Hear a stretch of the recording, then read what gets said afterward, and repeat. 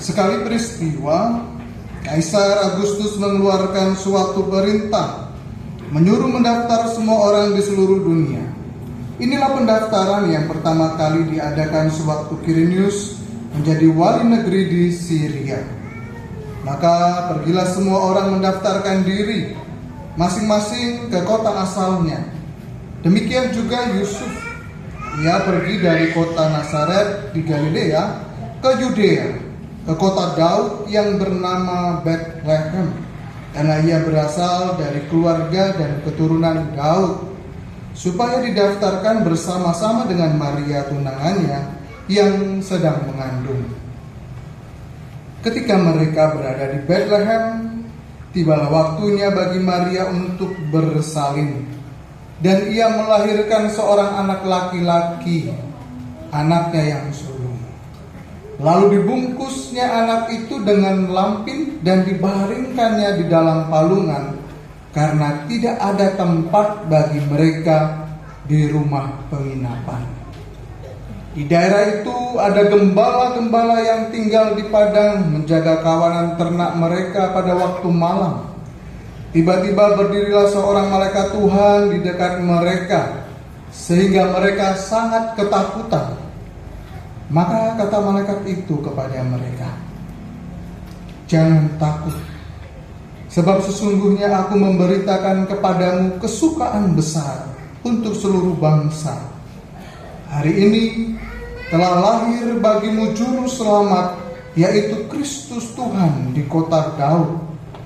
Dan inilah tandanya bagimu. Kamu akan menjumpai seorang bayi dibungkus dengan lampin dan terbaring di dalam palungan." Dan tiba-tiba tampaklah bersama dengan malaikat itu sejumlah besar bala tentara surga yang memuji Allah, katanya, "Kemuliaan bagi Allah di tempat yang maha tinggi, dan damai sejahtera di bumi bagi orang-orang yang berkenan kepadanya."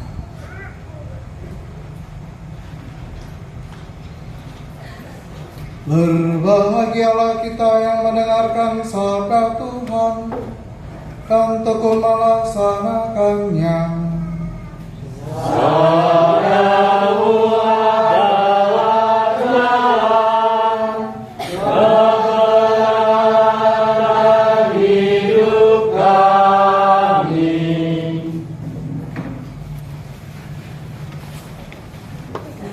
Wahai pribadi-pribadi pembawa Kristus, selamat malam.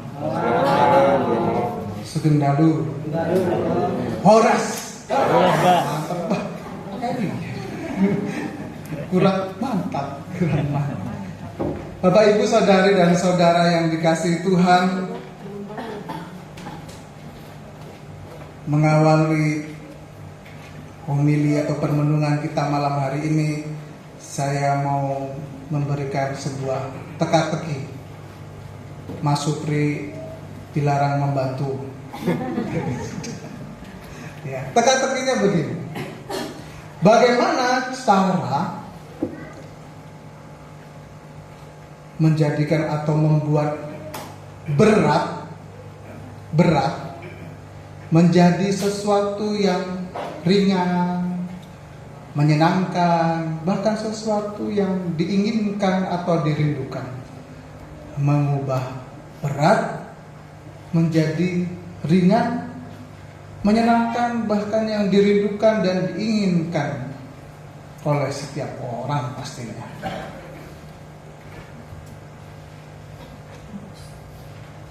Kira-kira bagaimana, Bang? Gimana, Bang? Gimana? Kira-kira mengubah berat menjadi ringan, menyenangkan, bahkan diinginkan atau dirindukan. Ya? Ya? Dikurangi. Masuk akal ini ya. Supaya nggak berat, dikurangi. Pas. Ada lagi? Dibuang. Iya, dibuang. Bahkan ada yang bilang nggak usah diangkat gitu ya. Nggak usah diangkat ya. Ringan sih. Ya. Dikurangi, dibuang. Kok usah diangkat? Apalagi bersama itu sahdu. Bersama-sama ada peribahasa itu ringan.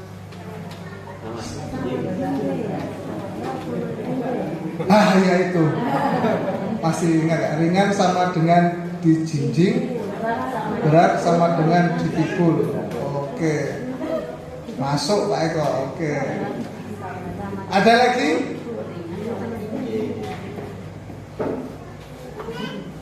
Ada lagi? Kira-kira Bang, boleh loh Bang. Kira-kira gimana Bang? Ya, mengikhlaskan sahdu biar lebih plong, enteng. Ikhlaskan aja, ikhlaskan baik, los dulu gitu ya. Ada lagi?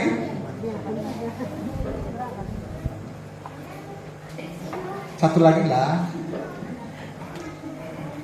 Nyerah ya? Biar nggak lama ya, udah malam ya. Oke, jawabannya benar semua sih. Tapi malam hari ini saya menawarkan sebuah jawaban yang sederhana saja, nggak berat-berat. Cara mengubah berat menjadi ringan, menyenangkan, bahkan dirindukan atau diinginkan adalah dengan menambah huruf K di tengah-tengah setelah huruf R. Jadinya apa? Berkat. Jadi apa tadi? Berkat.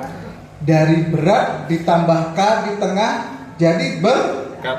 Ada yang nolak? Ada yang keberatan dapat berkat? Ada yang nggak pingin dapat berkat? Siapa tahu ada. Saya udah kelebihan berkat, nggak usah. Iya. Untuk tetangga aja gitu ya. Siapa tahu gitu. Ya, tambahkan huruf K. Dan malam hari ini itulah yang ingin saya tawarkan atau bagikan untuk kita renungkan K yang hadir dalam kehidupan kita. K yaitu Kristus itu sendiri. K yang hadir khususnya di tengah-tengah persoalan kita, keluarga kita, seperti tema Natal tahun ini, Allah yang hadir. Apa ya temanya ya tadi? Ya, hadir menyelamatkan keluarga, hadir di tengah-tengah. Itu perayaan Natal, Allah yang hadir di tengah-tengah kemanusiaan kita, pergumulan kita, persoalan kita, beban hidup kita. Jadi jangan buang K. Kalau K itu dibuang, maka yang ada berat kawan. Ya. Saudari dan saudara yang dikasihi Tuhan, sabda Tuhan hari ini juga menekankan bagaimana Allah hadir menyelamatkan bangsanya. Secara konkret dalam Injil tadi, Allah yang lahir di Bethlehem itu ya, di palungan. Kita tahu bahwa Bethlehem itu artinya kota roti. Itu sangat cocok dengan kita orang Katolik yang merayakan roti hidup dalam setiap perayaan Ekaristi.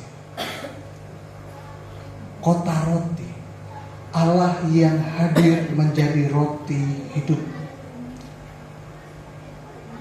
Dan menariknya, Yesus itu lahir di palungan. Kita tahu palungan tempat apa? Tempat pakan ternak.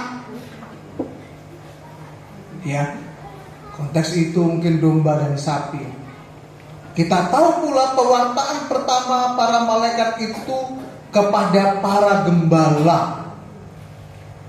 Kita tahu gembala adalah orang yang punya ternak atau membawa atau memelihara ternak.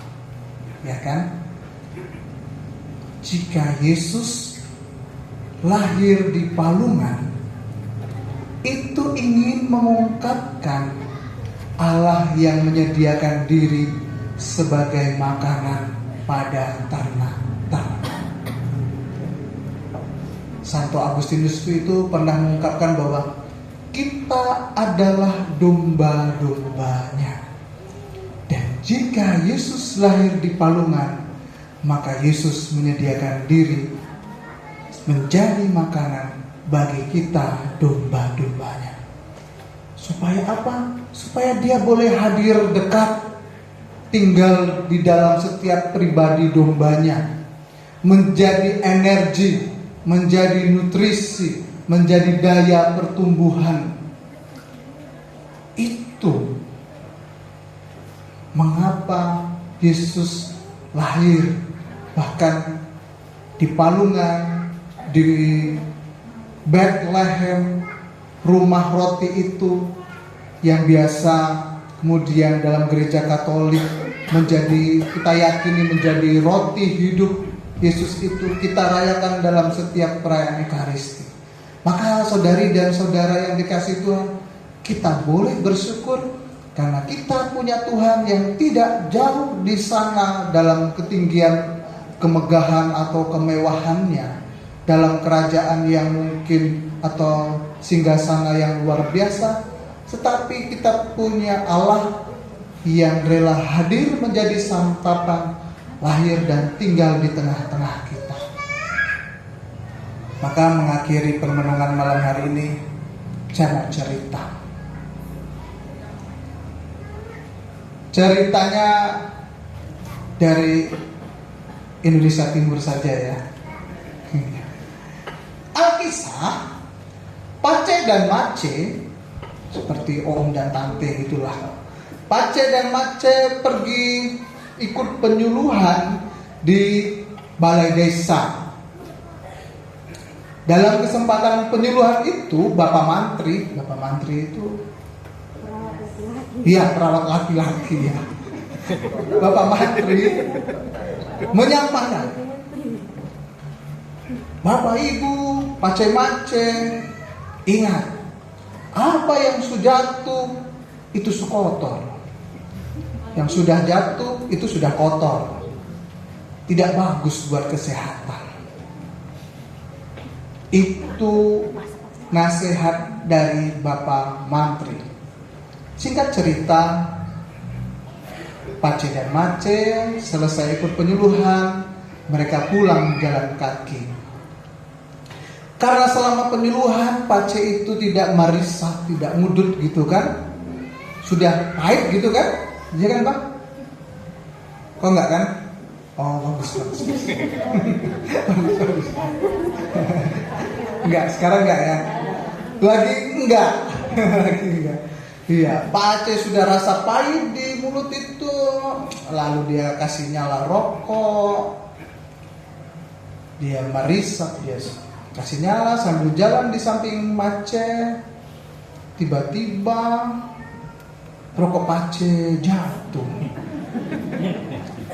Pace lihat masih panjang rokoknya.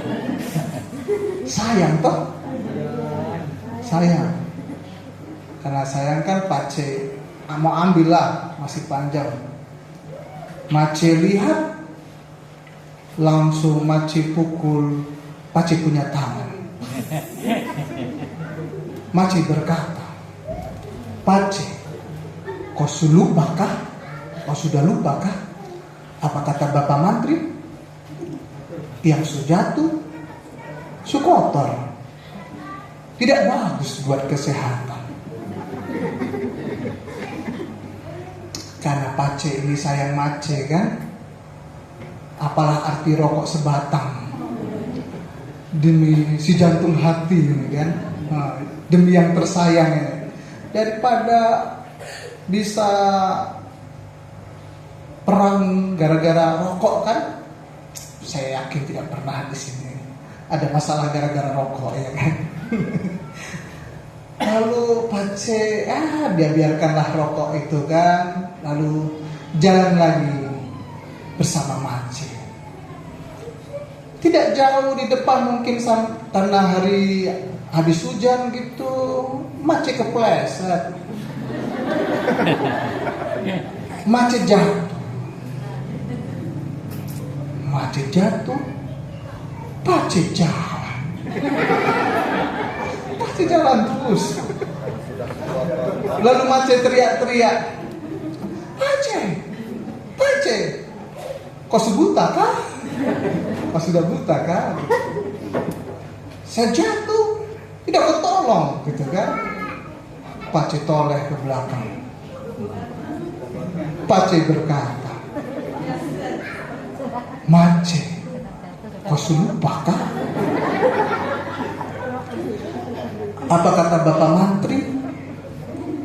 Ya jatuh, kotor. Tidak bagus buat kesehatan. Ceritanya habis. Bapak Ibu saudara-saudari yang dikasihi Tuhan, yang ingin saya sampaikan dalam cerita anekdot ini, bahwa terkadang dalam kehidupan kita, terkadang kita mungkin meninggalkan orang atau pribadi yang sedang jatuh, sedang dalam persoalan, sedang tidak berdaya, sedang menderita, sedang sakit. Terkadang kita berlalu begitu saja, meninggalkan mereka, mengabaikan mereka, atau bahkan seolah tidak tahu.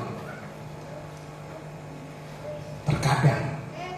Tetapi malam hari ini yang ingin kita renungkan adalah kita punya Tuhan yang tidak mengabaikan kita, tidak meninggalkan kita di saat hidup kita sedang tidak baik-baik saja. Tuhan yang tidak melupakan kita, Tuhan yang tidak menutup mata atas persoalan derita atau sakit kita. Kita punya Tuhan yang tadi, yang mau lahir di palungan, lahir di piring kita, lahir di tempat makan kita, dan menjadi makanan santapan bagi kita.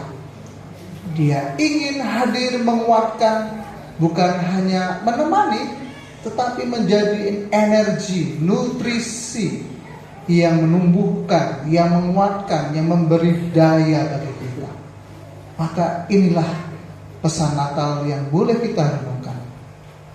Kita bawa Kristus K tadi, jangan buang K tadi di tengah-tengah kehidupan kita, karena bisa jadi berat.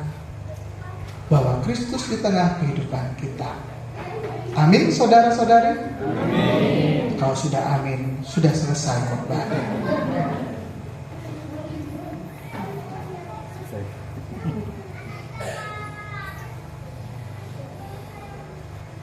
Mari kita bangkit berdiri, kita perbarui iman kepercayaan kita. Aku percaya akan Allah, Yesus Kristus, Tuhan kita, yang dikandung dari Roh Kudus, dari kawan dan perawat Maria, yang menderita sengsara dalam pemerintahan Pontius Pilatus, disalibkan, wafat dan dimakamkan, yang turun ke tempat kematian, dan hari ketiga bangkit dari antara orang mati, yang naik ke surga, di sebelah kanan Allah Bapa yang Maha Kuasa. Dari situ dia akan datang mengadili orang yang hidup dan mati. Aku percaya akan Roh Kudus, Gereja Katolik yang kudus, persekutuan para kudus, ampunan dosa, bangkitan badan, kehidupan kekal. Saudari dan saudara, melalui Kristus Putranya, Allah Bapa Maha Kasih berkenan tinggal di antara kita. Dialah Sang Immanuel, tanda kasih sayangnya bagi kita. Maka marilah kita memanjatkan doa-doa dengan pengantaran Yesus Kristus Putranya yang terbaring di palungan. Umat menjawab, tinggallah bersama kami umat-Mu ya Tuhan. Tinggallah bersama kami umat-Mu ya Tuhan. Bagi Gereja Katolik Universal, ya Bapa, semoga iman akan kedatangan kerajaan-Mu di dalam diri Yesus Kristus semakin mendorong gereja untuk selalu memperbaharui diri, umat dan masyarakat seturut kehendak-Mu. Marilah kita mohon. Tinggallah bersama kami umat-Mu ya Tuhan. Bagi perdamaian di antara umat manusia, ya Bapa, semoga nyanyian para malaikat pun menjadi nyanyian kami dalam perjuangan untuk selalu mewujudkan perdamaian, keadilan, dan keselamatan bagi seluruh umat manusia. Marilah kita mohon. Tinggallah bersama kami umat-Mu ya Tuhan. Bagi para penganggur, gelandangan, pengungsi, tawanan, dan terdampak bencana alam, ya Bapa, semoga para penganggur, gelandangan, pengungsi, tawanan, dan terdampak bencana alam dapat menemukan pada diri kami segala sesuatu yang mereka perlukan, tangan-tangan yang mau menolong, dan terutama hati yang penuh kasih. Marilah kita mohon. Tinggallah bersama kami umat-Mu ya Tuhan. Bagi umat paroki Santa Maria Ratu Rosario, semoga perayaan malam Natal ini meneguhkan iman umat paroki kami untuk sehati sejiwa menumbuhkan semangat pelayanan, persaudaraan, kepedulian, dan semangat untuk mewujudkan paroki yang mandiri. Marilah kita mohon. Tinggallah bersama kami umat-Mu ya Tuhan. Bagi keluarga-keluarga Kristiani, ya Bapa, dalam suasana kegembiraan perayaan malam Natal ini, kami mengingat dan berdoa bagi keluarga yang lemah, miskin, tersingkir, menderita, dan diambang keretakan akan kehadiran-Mu di Palungan, memberikan kekuatan, keteguhan, dan harapan kepada mereka. Allah, selamatkanlah mereka semua. Marilah kita mohon. Tinggallah bersama kami umat-Mu ya Tuhan. Mari kita hening sejenak, kita sampaikan doa kita masing-masing. Kita bawa keluarga kita, orang-orang yang membutuhkan doa kita, mereka yang kita doakan dalam perayaan Ekaristi ini, dan juga saudara-saudari kita korban bencana di Sumatera. Dengan pengantaran Kristus Tuhan, Juru Selamat kami. Amin. Kita satukan doa dan persembahan kita dalam kurban Kristus.